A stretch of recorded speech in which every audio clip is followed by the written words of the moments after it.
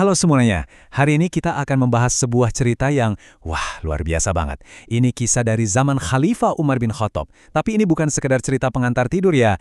Ini pelajaran yang dalam sekali tentang keadilan, integritas, dan yang paling penting, kekuatan dari sebuah pengampunan. Cerita ini bakal bikin kita bertanya pada diri sendiri tentang sesuatu yang sangat mendasar. Nah, kita mulai dari pertanyaan ini. Sebenarnya, janji itu harganya berapa sih? Pertanyaan ini nih yang jadi jantung dari keseluruhan kisah yang akan kita urai. Dan mungkin ini juga bisa jadi cermin buat kita semua. Oke, kita langsung masuk ke ceritanya ya. Coba deh bayangkan kita lagi ada di Madinah, di tengah-tengah pengadilan Khalifah Umar bin Khattab. Suasananya pasti khidmat banget kan? Tempat di mana hukum itu benar-benar ditegakkan. Tapi tiba-tiba suasana khidmat itu pecah. Ada dua pemuda yang menyeret seorang pria lain, bajunya sih rapi, ke hadapan Khalifah. Nah, disinilah ceritanya jadi makin tegang. Di satu sisi, ada tuduhan yang sangat berat, pembunuhan. Kedua pemuda itu menuntut hukum qisas, ya, prinsip keadilan, nyawa dibayar nyawa. Tapi di sisi lain, yang bikin semua orang kaget, si tertuduh ini, dia nggak pakai basa-basi, nggak mengelak sama sekali. Dia langsung mengakui perbuatannya. Pengakuannya yang jujur dan lugas ini benar-benar mengejutkan seisi pengadilan. Cerita ini jadi makin rumit waktu si pemuda tadi dikasih kesempatan buat bicara. Ternyata ini bukan sekadar pengakuan bersalah yang simpel, ada cerita di belakangnya yang ngasih warna lain pada keseluruhan tragedi ini. Jadi ini dia pemicunya. Pemuda itu sedang dalam perjalanan, dan untanya, ini unta yang paling dia sayangi dan paling berharga buat dia, nggak sengaja masuk ke kebun milik ayah dari kedua penuduhnya. Pemilik kebun, mungkin karena marah, langsung ambil batu besar dan membunuh unta itu di tempat. Bisa bayangin kan, gimana rasanya melihat hewan kesayangan mati di depan mata. Pemuda itu marah besar. Dalam sekejap, karena emosi, dia ambil batu yang sama persis dan melemparnya kembali. Sayangnya, lemparannya justru mengenai si pemilik kebun dan menyebabkan kematian yang tragis, dan sama sekali tidak disengaja. Sekarang kita sampai di bagian yang paling krusial. Pemuda ini nggak minta dibebaskan, dia udah pasrah sama takdirnya. Tapi, dia punya satu permohonan ke Khalifah, kasih dia waktu 3 hari. Buat apa? Bukan buat kabur, tapi buat menunaikan janji suci. Dia harus menyerahkan harta warisan seorang anak yatim yang diamanahkan kepadanya. Permohonan ini tentu saja menciptakan dilema baru. Khalifah Umar, sebagai pemimpin yang adil, setuju, tapi dengan satu syarat. Harus ada penjamin. Seseorang yang bersedia mempertaruhkan nyawanya sendiri untuk janji seorang asing yang baru saja mengaku sebagai pembunuh. Coba kita pikirkan sejenak, siapa coba yang mau mengambil risiko sebesar ini? Jadi jaminan itu artinya, kalau pemuda itu nggak kembali, nyawa si penjamin yang jadi gantinya. Ini permintaan yang rasanya mustahil banget kan? Dan ketegangan di pengadilan pun makin terasa. Di tengah keheningan itu, si pemuda mengedarkan pandangannya ke seluruh penjuru. Matanya berhenti pada satu sosok, seorang sahabat Nabi yang sangat dihormati. Tanpa ragu, dia menunjuknya dan bilang, "Inilah orang yang akan menjadi penjamin saya." Orang itu adalah Abu Dzar Al-Ghifari. Akhirnya, perjanjian pun dibuat, sebuah kesepakatan yang taruhannya adalah nyawa.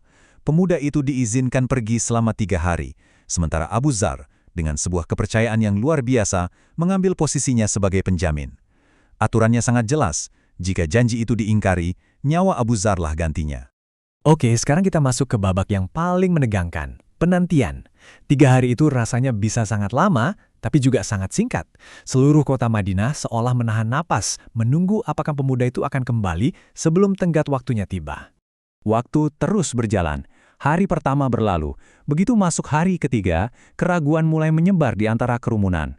Orang-orang mulai berbisik, apa dia benar-benar akan kembali untuk menghadapi kematian? Saat matahari mulai terbenam di ufuk barat, harapan makin tipis. Dan Abu Dzar, beliau berdiri di sana dengan tenang, siap menyerahkan nyawanya. Di puncak ketegangan, orang-orang yang ada di sana merasa iba. Mereka nggak tega melihat sahabat Nabi yang mulia harus jadi korban. Mereka memohon kepada kedua pemuda penuduh. Sudah terima saja uang tebusan. Tapi kedua bersaudara itu bersikeras. Bagi mereka keadilan harus ditegakkan. Nyawa dibayar nyawa. Dan tepat di saat-saat terakhir, ketika semua harapan sepertinya sudah pupus, tiba-tiba ada sesosok tubuh yang terhuyung-huyung masuk ke kerumunan. Itu dia, si pemuda itu. Dengan napas tersengal dan keringat membasahi tubuhnya, dia kembali tepat pada waktunya untuk menepati janji. Semua orang yang hadir terpanah, gak percaya dengan apa yang mereka lihat. Nah, disinilah kita sampai pada inti moral dari kisah ini. Kenapa semua ini bisa terjadi? Jawabannya terletak pada serangkaian niat baik yang luar biasa yang ditunjukkan oleh setiap orang dalam cerita ini. Mereka membentuk apa yang bisa kita sebut sebagai sebuah rantai kebajikan. Mata rantai yang pertama adalah pemuda itu sendiri. Waktu ditanya kenapa dia kembali, jawabannya sungguh luar biasa.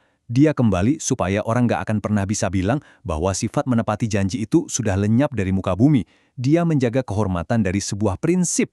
Mata rantai kedua adalah Abu Dar. Kenapa beliau mau mengambil risiko segila itu untuk orang yang gak dia kenal? Jawabannya adalah untuk menegakkan prinsip kebaikan itu sendiri. Beliau melakukannya agar orang tidak pernah berkata bahwa kemuliaan dan kebaikan hati itu sudah hilang dari diri manusia. Dan inilah mata rantai terakhir yang mungkin paling kuat. Melihat integritas si pemuda dan kemuliaan hati Abu Dhar, kedua bersaudara itu hatinya tergerak. Mereka membuat keputusan yang mengejutkan semua orang. Mereka memaafkan pembunuh ayah mereka. Kenapa? Supaya kebajikan pengampunan tidak akan pernah lenyap dari hati manusia. Kisah ini ditutup dengan sangat indah. Khalifah Umar yang menyaksikan semua itu tentu saja sangat gembira. Beliau bahkan menawarkan untuk membayar kompensasi dari kas negara. Tapi, kedua pemuda itu menolaknya. Mereka menegaskan bahwa pengampunan mereka itu murni, tulus, bukan karena ingin imbalan duniawi. Kisah kuno ini meninggalkan kita dengan sebuah pertanyaan yang sangat relevan sampai hari ini. Dalam kehidupan kita sehari-hari, kita juga dihadapkan pada pilihan-pilihan serupa. Jadi, pertanyaannya untuk kita semua, mata rantai kebajikan yang manakah Anda? Apakah Anda sang penjaga janji? Sang penebar kebaikan? Ataukah sang pemberi ampunan?